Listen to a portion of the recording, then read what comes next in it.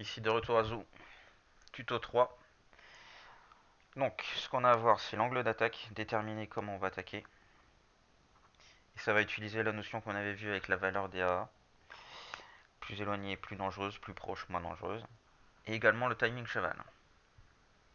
Alors, comme je disais tout à l'heure, lorsque vous attaquez, quand vous posez votre armée, il y a un effet de masse. Donc ils vont se diriger rapidement vers la A la plus proche, et elle aura moins le temps de faire des dégâts. De la même manière, comme je vous disais tout à l'heure, une AA éloignée, vos unités vont arriver de manière moins diffuse, moins compacte, et vous risquez d'avoir des problèmes pour la détruire. Avec cette notion-là, les sorts que vous utilisez euh, sont importants en fonction de la position où vous attaquez. Pour expliquer, le sort du collectionneur, il pète une batterie entière facilement. Par contre, ça met du temps à faire. Donc imaginons que j'attaque ici. Imaginons que j'ai envie de contrôler cette batterie entière là. Je ne vais pas attaquer ici et poser le sort du collectionneur ici. Pourquoi? Parce que le sort du collectionneur n'aura pas le temps de détruire la batterie entière avant que j'arrive. C'est con, mais c'est véridique. Il va falloir que j'utilise le sort sur une batterie entière qui est un peu plus éloignée pour me laisser le temps de la détruire avant que j'arrive. De la même manière, le sort du singe sera beaucoup plus efficace sur une batterie entière proche, comme je vous le disais, parce que ça va contrôler la batterie entière pendant 17 secondes. Donc vous avez largement le temps de vous approcher pour la détruire. Tandis que si vous l'utilisez sur une batterie entière éloignée, votre armée va arriver de manière un peu plus éparpillée. Imaginons, j'ai un griffon ici. Je vais vouloir contrôler ça avec le singe. Donc je vais utiliser son sort. Mon griffon va peut-être péter ça en 3 secondes. Après, il va aller attaquer ça en 4 secondes. Il va aller attaquer ça en 5 secondes. Et le sort va partir. Et mon griffon va se faire défoncer. Ce que je veux en venir, c'est que si vous contrôlez avec le singe une batterie entière assez éloignée, vous n'êtes pas sûr d'avoir le temps de la détruire dans les temps. Pour ça que de manière simple, quand vous attaquez, vous contrôlez avec le singe la batterie entière la plus proche, et vous attaquez les deux autres batteries entières avec les sorts du collectionneur. À ça s'ajoutera une petite information. Qu'est-ce que j'avais utilisé, hein? Je ne sais plus. Spider, je pense que je l'avais attaqué. Non, je ne sais plus.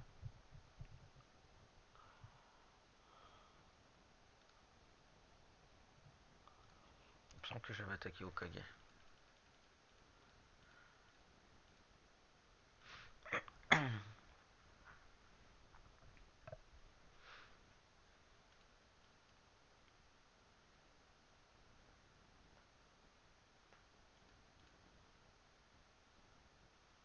Ah bah c'est ce replay là, ok. Bah vous allez le voir dans ce replay là. Comme ça vous permet de vous... Là je vais vous expliquer vraiment les sorts. Donc voilà, je pose mon armée. Cette AA c'est la plus proche. Je vais la contrôler avec le singe. Sachant que le singe il a l'avantage de pouvoir bloquer les héros adverses. Donc vous voyez, vous le posez, vous pouvez bloquer un héros, c'est pratique. Là j'ai mes deux sorts du collectionneur. Je vais les poser plus loin. Voilà, et ici. Comme ça théoriquement, vous voyez, je l'ai même posé un tout petit peu trop tard, mon griffon s'est pris un coup. Mais vous voyez la logique. Les sorts du collectionneur, vous les posez sur les AA un peu plus éloignés. Comme ça, elles ont le temps de les détruire. Et là, la plus proche, vous posez votre singe. Voilà. Maintenant, je vais vous rajouter une petite notion que j'avais déjà expliquée dans le repérage. C'est pour étayer un petit peu votre angle d'attaque. Comme je vous disais dans la notion de repérage, quand vous observez les bases adverses, il faut regarder les petits trous qu'il y a à côté des batteries entières. Ça vous permet de savoir s'il y a possiblement des feux de camp de la tentation. Là, je vais reprendre mon attaque précédente sur Okage.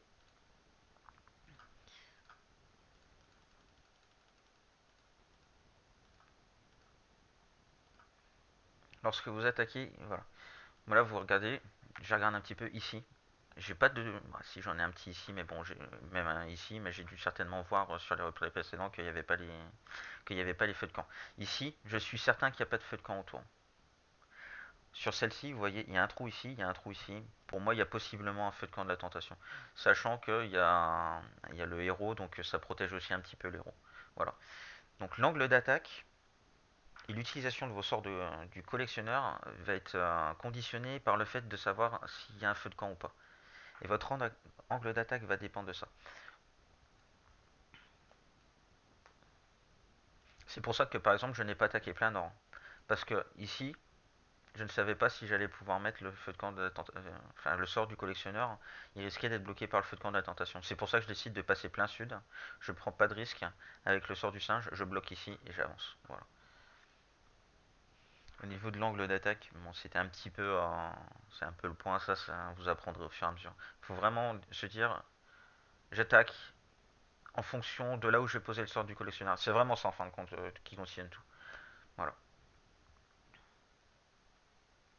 J'en profite pour dire, pour gérer une SDC, vous avez plusieurs moyens. Vous avez INA, vous avez également le cheval, là, comme vous avez vu, c'est pas mal aussi comme technique. Vous posez le cheval, vous détruisez une AA, et les unités qui sortent, et après vous les contrôlez. Dernier point à aborder, ça va être le timing du cheval. Ce qui est intéressant à comprendre dans le timing du cheval, c'est un petit point supplémentaire. Je vais me servir de cette vidéo là. Donc dans cette vidéo, j'attaque là, je fais sortir ça, je pète les deux A là. Le sort du singe, pareil, vous allez voir, je contrôle un héros. Voilà. C'est vraiment pratique le sort du singe quand c'est proche. Vous voyez, je pète le héros, il n'a pas attaqué, le héros 60 est contrôlé. Voilà. Donc, ce qui nous intéresse là, c'est le timing du cheval. Pourquoi je le pose pas tout de suite? Parce qu'il y a Ina qui est libre. Si je pose le cheval, Ina va arriver dessus, elle va le détruire en 2-2. Je préfère attendre que Ina soit occupée par mes griffons.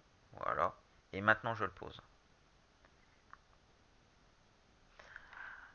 Le timing est important, en fin de compte le cheval, il faut le poser le plus tardivement possible et le plus safe possible.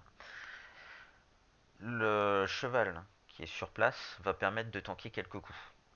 C'est toujours quelques baffes. Par exemple, la batterie entière, la tour de guet, elle a tapé 3-4 coups dessus. C'est toujours 3-4 coups qui sont économisés sur mes griffons.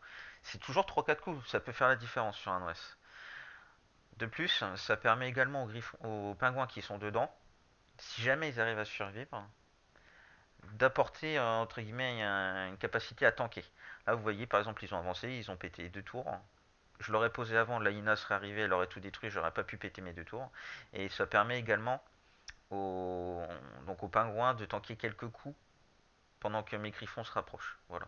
Le timing du cheval, c'est le reculer le plus tardivement possible, le poser juste avant que la batterie entière puisse rentrer en action sur votre armée de griffons. Donc voilà, à retenir, l'angle d'attaque en fonction de vos héros. Le singe, l'utiliser sur la batterie entière la plus proche et les collectionneurs sur les batteries entières les plus éloignées de votre angle d'attaque, sachant que vous aurez vérifié de pouvoir poser le sort du collectionneur là où il n'y a pas de feu de camp. Et puis, si jamais vous ne détruisez pas une AA avec vos sorts, il faudra attaquer le plus rapide, enfin le plus proche possible de cette AA que vous n'attaquez pas. Voilà, j'espère qu'avec toutes ces informations-là, vous aurez un petit peu plus compris le système d'attaque. Et puis si besoin, ben, vous me reposez des questions et puis je vous expliquerai. Voilà, ciao tout le monde.